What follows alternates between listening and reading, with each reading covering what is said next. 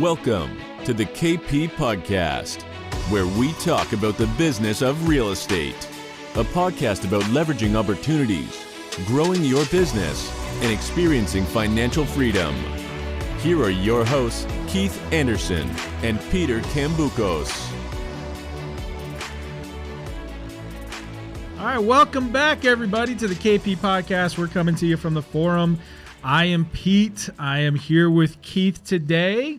And today we're going to switch things up here at the end of the year, and we're going to do a little something different that I think is going to be pretty cool. Today we are going to do the wildcard show. So, for instance, we have been getting many questions and many just general thoughts in this marketplace right now. It's the end of the year. Here comes the rumors, the conspiracy theories are out there. Everything's going on. And so we thought it would be fun to do a show, our wildcard show of buy it or sell it. Okay, so we're going to go over a bunch of topics and questions that we hear that are kind of roaming around the industry right now. And then we threw in wildcards. Yeah, and some wildcard ones in there too. And we're just going to play buy or sell. Okay, so when we're buying it, that means we agree with the statement. We believe it's truth and we will defend it. If we sell it, we're going to tell you why we believe it is not correct and it is not accurate and it is not going to come to fruition. So we're going to play buy or sell it. A lot of these are probably on your mind right now. Yep. Especially one of them I can think of. And I would really encourage you guys, play along at home, go through that process. Like we're going to tackle these, but full disclosure, we could be completely wrong on all of these, if not some of these. However, we're going to be giving you good factual basis behind why we believe the way we do. And take that with whatever grain of salt you want to take. You think we could be wrong on all of these? 100%. We could be 100%. You're telling right? me there's a chance. You know what? 60% of the time I'm right every time. There you okay, go. That's just what we got to remember. So I like it. We got little flyers here for those of you guys watching online. Buy, sell. We'll hold them up with what we think is our answer as we go through the questions. We're going to go back and forth. Pete, why don't you kick us off with the first buy or sell it statement? Okay. You're going to ask me the first one, or am I asking you here? Yeah. Okay. You're the first one. Okay. So NAR predicts 1% home appreciation in 2023. Are you buying or selling 1% home appreciation in 2023?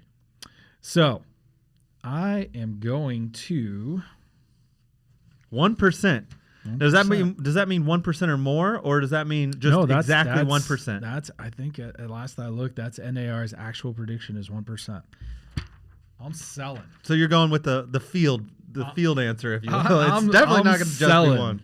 Well, not only am I saying it's not going to be one, I'm saying it's going down. I'm saying 2023 is going to be a decrease in real estate appreciation. We're going to see a decline. We're not going to see appreciation in 2023. I am selling it. I'm going to join you here on this sell blockade because I agree with you. I don't see us even netting any type of value price. I think what they're expecting is things rebound and we balance out at a near zero, 1% type. Oh, we started out low. Maybe we lost 5% in the first half of the year and gained 6% in the back half, and now we're at 1% net gain. Well, and I think just to give everybody a little color on it out there is, so where does this come from, right? Because it's not like we're just, that's what I think. So we're looking at actual data, and one of the things that you can look at, and I think this is important for all the agents and people looking at it there, is we're looking at list prices that are coming now, right? And so what we're seeing, follow me with this, what we're seeing is list prices finally decreasing, meaning the new listings are coming on at a lower decreased price. So if you follow the logic there, that means that they're going to be selling at some point in the first quarter potentially, and those prices are going to be compared to first quarter last year, which was pretty phenomenal, if you remember Correct. the first quarter of this year. And so when you put them up against each other, we already have lower list prices coming in versus prices that were elevated in the first quarter. Those are going to be negative. That's not a question. Like you can look at the numbers and do the math. So that's going to be down. So in order for us to be up for the year, that means we would have to have a rebound in the second half of the year that would then put us up above what we had in the back half of 2022 and make up for that decrease in the front half. And I just don't see that happening. And so we're going to start off in the negative. You'd have to have a pretty good comeback to get into the positive, and I just don't think that's going to happen. So we're going to end up negative. And we're talking about a lot of pressure on those prices down the stretch. So yeah, I'm with you.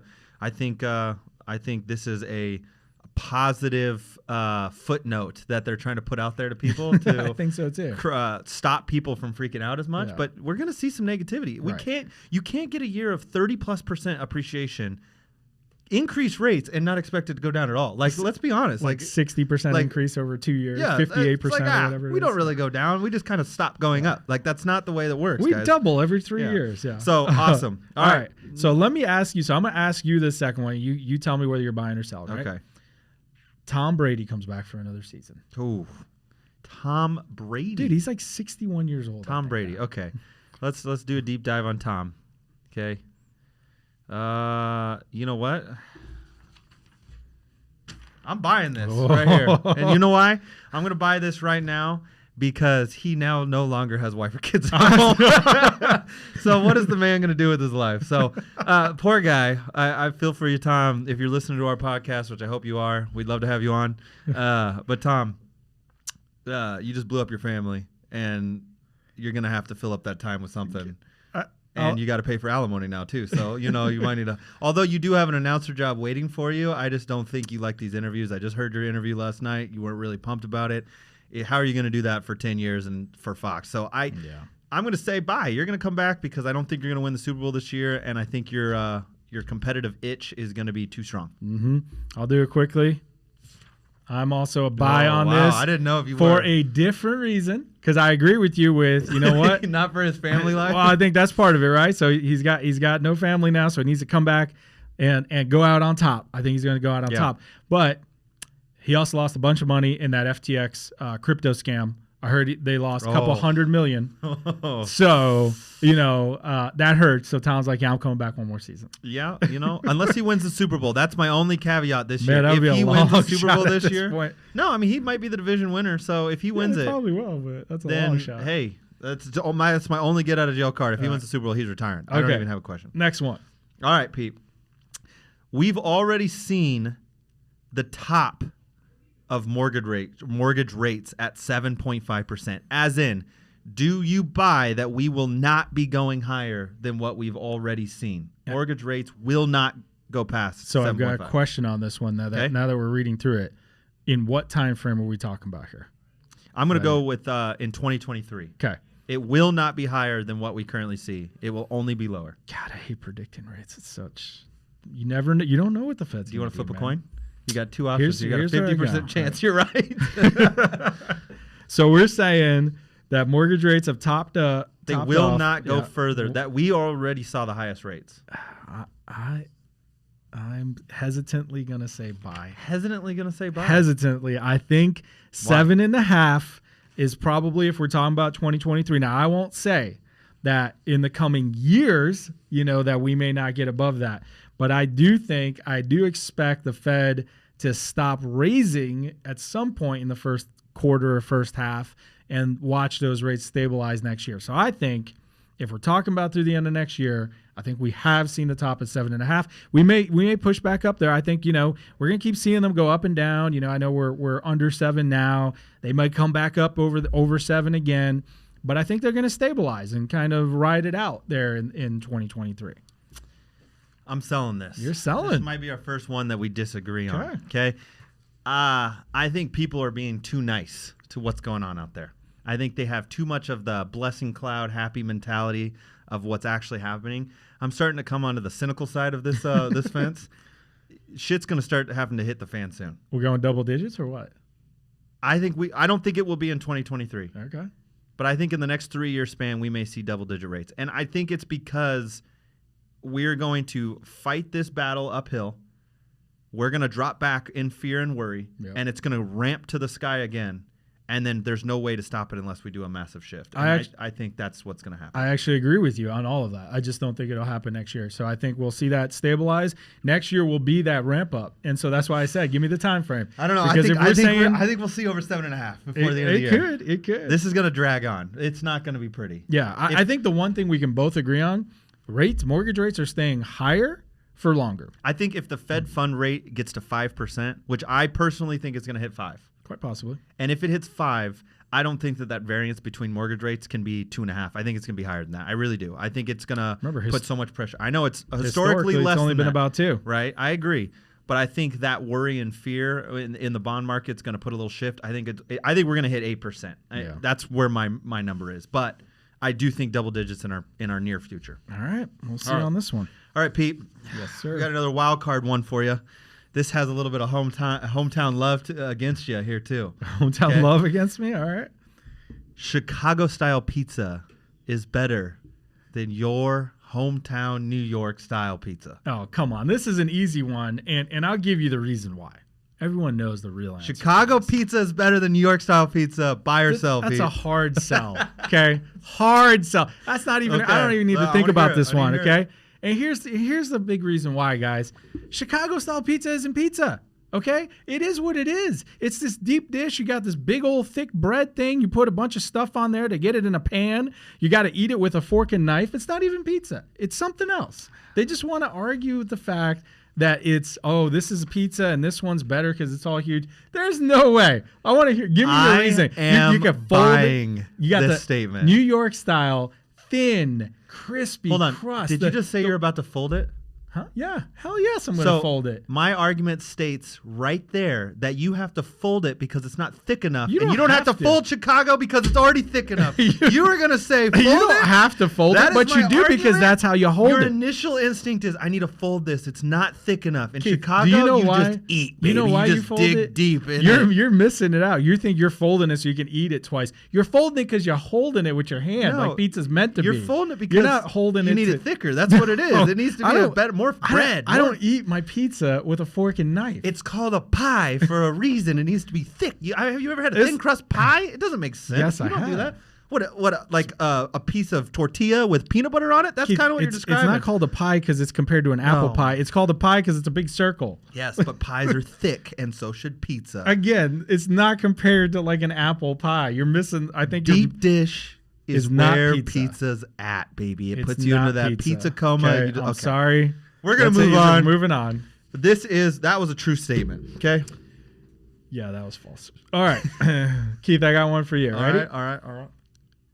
Single family rents will go down in 2023. Now, notice what we said: single family rents, because you got multifamily, which is a whole different ballgame, and single family homes rents will go down in 2023. You buying or selling? I'm selling this hard. Okay. All right. Hard for a specific reason, guys. Sell, FYI, right here. Sell.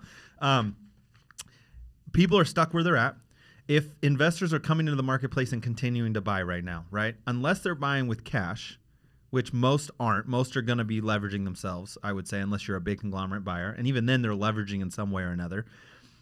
Those mortgage rates being higher or pushing higher on that monthly payment, no matter what you do, which means that break-even number is higher on average for most investors coming into the market right now. But there is no supply still nonetheless. Yep. So the way that rents go down is if there's an oversupply of rental units available. And right now, no one has anywhere to live. They're moving in with their family. They're moving in with whatever they can do. So I don't see any reason why the pressure of rents would go down, at least this year, because there's not enough supply even for those. And the investors that have their house, they're maintaining the rates. They're trying to recoup their initial monthly investment. They're raising those prices on most, in fact. So I'm looking at it like there's no way that those rents come down until we have an oversupply or some sort of pressure change in the marketplace. Interesting. Very interesting. Are you buying? I'm going buy. No, there's no way. I'm going not buy. Not this year. Okay. Okay, tell me buy. why. I want to hear why. Let me give you some reasoning. Now it's not going to be a big decrease, okay? Here's why. What, like we've got affordability. $10? We've got affordability issues, okay? And I agree with you. We have ultra low vacancies. and No not supply. a lot of supply. Single family homes are in demand. So everything I'm saying works in your favor. Yeah, I'm right? thinking 3 + 3 = 6. You know, like you're saying. But the wild card. Okay. Wild card show. The wild card, and this is what I was pointing out at the beginning, we said single family rents, is remember, you are right. People are going to have trouble buying, but what we are seeing is an oversupply in that multifamily side. And so I think that we're going to get some of that demand absorbed by that multifamily. People are going to be looking for more affordable options. There's going to be, or there is, a lot of multifamily coming. See, we've got two opposites here. We've got no supply and extremely low vacancy in single family. They have low vacancy right now in multifamily, but they've got a lot of supply coming on. So are you saying that because multifamily is going to take some of the population, that it would put pressure on the single family rents? Yep. I think it's going to put a little pressure on there. You also got some folks that are going to leave that short-term rental world, and that could add some more supply back there as they turn some of those into longer-term rentals. So I think you put in a little factors there. Now, here's what I'm saying. They're not going to come down a lot, but I do think we're going to see them, I think, as we're starting to see those rents level out and maybe come down a little bit in 2023. So I'm buying it. I'm definitely not. I am selling that, and a counter to your argument right there, Pete, is there are too many families in Arizona to deal with a multifamily 1-bedroom, 2-bedroom house. Yeah, so they can. They need single family 3 beds or more. Okay, and there's but too much remember, pressure there. We got the millennials who are the largest generation in that age range, in the mid to late 20s. A lot of a big portion of them, and they're getting married later. Correct, but they're still not. They don't have enough kids. They can go to a single family, or that they don't need a single family. Right. The pressure that I'm talking about is the people with kids that have to have single family, or they're not going to shift into a multifamily. Correct, but if you remove some of the other ones, but they're not you buying leave single more family. stuff. They're all getting condos. They're living in the city. I disagree. Those city kids. Oh man. All right. Who asked that one? Did I ask you? Yeah. Okay. Okay. All right, Pete. Here we go.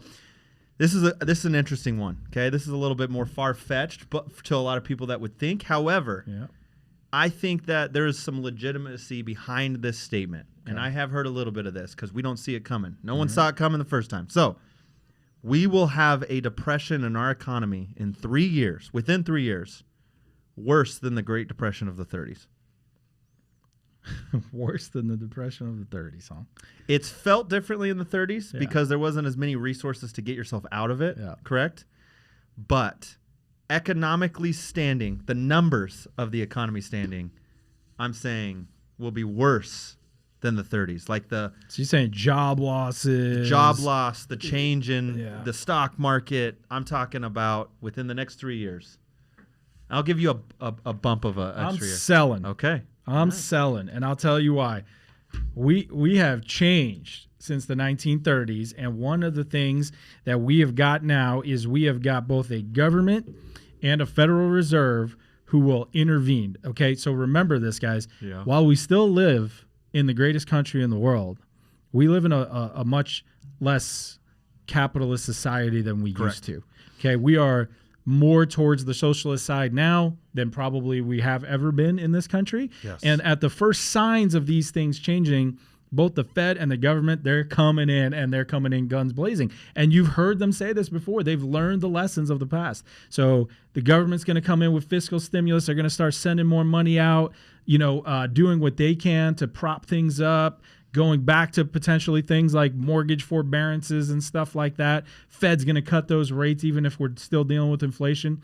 They've said, we're not going to let that happen again. We're coming in. I don't necessarily agree that that's what should be done, but I think based on the political environment and what we've come to with the Fed and the government, they're coming in. They're coming in hard. So what you're saying is the federal government is pretty much helicopter parents. Pretty much. Is what you're I'm saying. going to say they're going to come in and just, in their mind, fix the system. Now, of course, they'll make it worse, but it's going to be like what we've already seen. In the short term, they're going to come in and try to stimulate the crap out of everything. Yeah. They're going to throw money at stuff. They're going to tell everybody I don't got to pay bills. I mean, I think you're going to see it 10 times. If we're heading towards stuff like that, you're going to see it 10 times harder than what you saw during the COVID. I'm selling it too.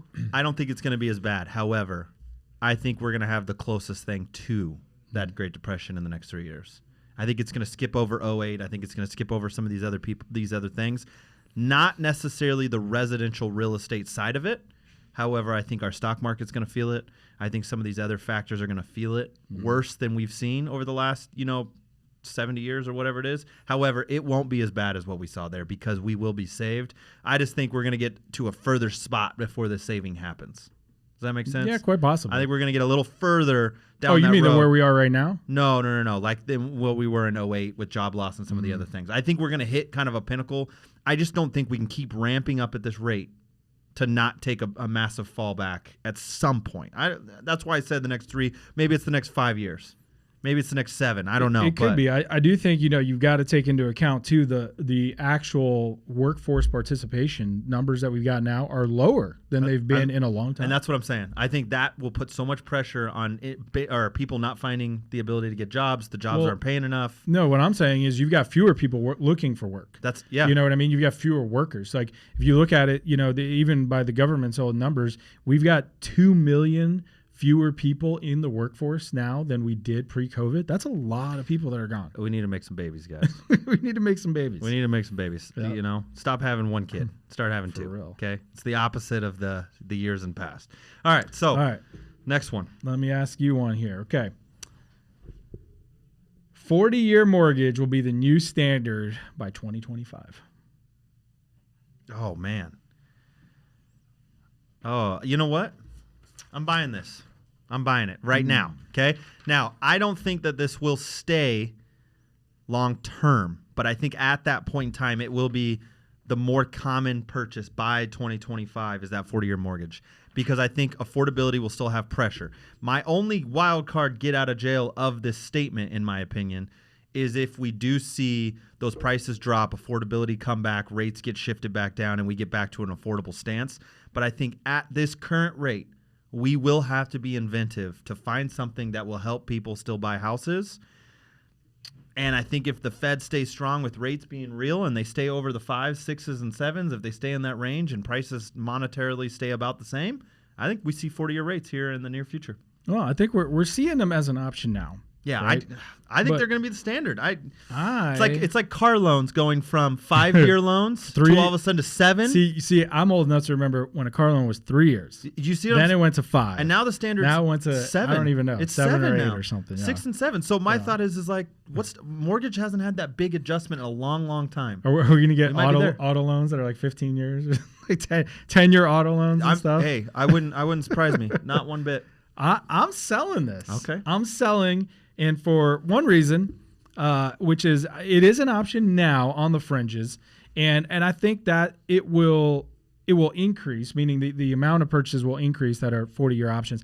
I just don't think it's going to become the standard. At least not. We got 3 years. At least not in the next 3 years. I think you're still going to have, the vast majority of people that are getting that 30-year, but I do think we will continue to see it gain more market share. And so, yes, it's available now and it's out there now, but I just don't think it will become the predominant or the standard in the next couple of years. I still think that 30-year is going to maintain that dominance for at least through 2025 if we're going on that time frame. I'm going to call up my friends Freddie and Fannie, Yeah. and I'm going to tell them you said that. Tell them old Fred. Fred's going to move it up. Okay, Yeah. he's gonna bump it because no one could buy a house. So instead of having that pressure, so I want to ask you another one here. Okay. I want to ask you another one. Alrighty. Because I'm looking at this one. I think this is a juicy question right here. juicy. All right, at the end. Okay.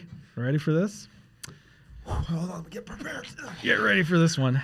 So this is, and you want to talk about something we've been hearing about a lot of questions on, and people talking about lately. Okay, here it is. Open Door isn't going bankrupt. Open Door isn't going bankrupt. Buying or selling this? Oh man, they have a lot of money behind them, but they haven't been making any for a long time. Ever? That'd be like getting an allowance and never doing your chores. That's what we're talking about. Still haven't turned that profit. Open Door is the kid. Here's a hot take. Open Door is the kid that continues to get his allowance but never cleans his room. That's what Open Door is right here. Okay? So I think it's about time the parents cut off the child, ground him, and we're selling it. Oh. Backwards right here. Open Door is going down, guys. You I think hate they're to going tell you. They're bankrupt? going down. There's too many signs. They're going down. You can't not make money for this long a time and keep asking for funds to never turn a profit and to not make those shareholders happy. Like, you can't. Like, it's going down. clean your room, Open Door. Let's get you out of this business. Peace. Clean You're gone. Clean your room. Clean your room, You're a Open kid, Door. not cleaning your room. Your parents have your dang allowance on auto withdrawal right now, and you're grounded. Okay, you're done. Sorry, you're moving out. Emancipation at 15. So I agree with a lot of what you said there. I do. But I my am goodness. buying this. Oh my goodness. Here's why I'm Go buying. buy the stock then. It's at like 2 cents on the dollar right now. I might. Here's why I'm buying it, and it's for a very. I kind of got you on a technicality here. Okay. I'm going to get you on the technicality. They're going to get bought out. They're going to get bought out. That does not count. That's bankrupt. They're going to get bought out. That's what I'm going with. You can't. So someone's going to adopt them? The kid got emancipated and somebody's adopting adopting the kid because they're going to like the fact that they already got the platform set up. They don't have to come in and reinvent the wheel, and somebody's going to buy them for pennies on the dollar and go, you know what? We can use that platform and try to do it a little bit better. I think they're going to get bought out before they go bankrupt. Twist question. Who's buying them? Yeah, this is some on the spot. Out there. Give me one of your. Who's your top guess? Like if you had to just throw out a curveball, who's buying them? I think we're gonna see. Institutional buyer from the hedge fund side. Somebody so like the money side, Blackstone. Blackstone, yeah. Somebody like that. I think Blackstone Not is Elon? a prime candidate. Not Elon. Not What Elon. about Amazon? Yeah, that's been rumored before. But I don't know now. They've got the new CEO over there, and they got enough issues of their own, man. They're laying people off now and stuff. No brokerage is buying them. I don't think so. They don't have the capital to move that? Yeah. Like Reology or, somebody like Keller Williams maybe jumping up in the fence. I don't think so. I think you're going to see somebody. I think it makes sense with somebody like a Blackstone because they're already in that acquisition business. They've got the funding. And they just leverage the marketing. Yeah, and they just leverage that marketing because they're buying those long-term. They can keep a lot of that inventory too if they want. I think you're going to see somebody from that world buy them out. Okay. All right. I'm with you. No Zillow buying it. I don't think so. Zillow already got out of the iBuyer business. Remember, they tried it before. I don't think they're going to get back in, and buy somebody. I doubt it. That would surprise me if Zillow bought them. I would be a little surprised. All right, Pete. Here's the last question we got, okay? Let's do it. And this is another juicy one. Okay. This is affecting our industry directly in an immediate fashion and may cause the biggest change for every real estate agent here in our industry. Okay. The MLS will no longer exist within the next 5 years. Will no longer exist. Armless is gone for here in Arizona. The MLS nationally will be overran within the next 5 years. MLS goes away, huh? MLS goes away. Kind of like 5 Blockbuster years? for Netflix. That's my thought process. The MLS is the Blockbuster. Is the MLS Blockbuster? MLS is Blockbuster. It's the old way of doing stuff. Netflix is knocking on their door? Yeah, you can't go to the store and pick a bunch of cases that don't even have the covers on the movies. Like, it doesn't work, okay? Blockbuster, peace. So I'm thinking MLS. Next 5 years doesn't exist. What are we doing? I'm buying this. You're buying this. I'm buying this. I think the MLS, as it exists today, will not exist in 5 years. I think it is a system that has been around for a long time, and to be honest with you, is too fragmented and just hasn't evolved. And I think clients and consumers today and agents are looking for more of those unified platforms that have national reaches. And I think you're going to see a lot of changes come in that world. And I think, that the MLS systems across the country, I mean, just think about how many we have across the state. Oh, right? Yeah. You know what I mean? And so you've got to contend with that. And so I think they're primed to be disrupted. I think they're prime, and people are there's companies out there working on things that I think are going to come into that space. And no, I don't think that the MLS as we know it will exist in 5 years. I'm going to buy this as well, guys. This might be your big ticket item for an item to watch, guys. MLS will not be here. And I got two big reasons. One, I live in Phoenix. I'm a real estate agent. I pay for the service, and I cannot see what houses are available for sale in Flagstaff, Arizona. I cannot see the houses that are available in Tucson, Arizona, unless I subscribe to those markets as well. I'm a licensed residential real estate agent. I can sell real estate in anywhere in the state legally. But I can't see the houses for sale to be able to sell, and I'm paying for the subscription of the company. Not very many companies allow for that in state. Like, I can kind of understand out of state, but we're talking in state. That doesn't make any sense to me at all. There should be a unified system. The second piece of this is I think there's a nuclear war coming to the real estate industry, and we're heading down that direction because of the transaction scarcity that we're about to see. And I think that all these big brokerages are about to go to war. And I don't know when that's going to happen. Not just brokerages, but also marketing companies. I think it's time for Zillow to go to war. I think it's time for companies like Open Door, Keller Williams, EXP. We're going to see these people go to war. And what they're going to do, my prediction is they're going to do a land grab pullback. And they're going to stop issuing their listings to go to one public site. And they're going to keep them in-house, all of them. They're going to fragment out. And it's going to create massive consolidation within the next 5 years. And the MLS will have nothing to do because their whole entire business operates on brokerages sending their deals to them. Yep. Who knows exactly what it's going to look like. That's my big, crazy prediction. But I agree. There's going to be a lot of changes in the next 5 years. And a lot of these companies and brokerages and marketing companies and things we're mentioning, some of them are not going to be here 5 years from now. And so, like you said, there's going to be more consolidation and more changes. And we're going to be looking at a very different landscape in 5 years. Well, guys, appreciate you jumping on for our wildcard show. Hopefully we tackled a few things that you've been thinking about. I'd love to hear your guys' opinions. If you disagree with Pete and agree with me every time because I'm always right, because that's crazy, please message us. I'd love to hear your feedback. I'm sure you will. Questions at kpeliteaz.com. We'd love to hear your feedback. Reach out to us. And if you have an idea for any future show, we'd love to hear it. Follow us on all our channels, YouTube, Instagram, Facebook, at the KP Elite. We'll see you guys next time. See you guys.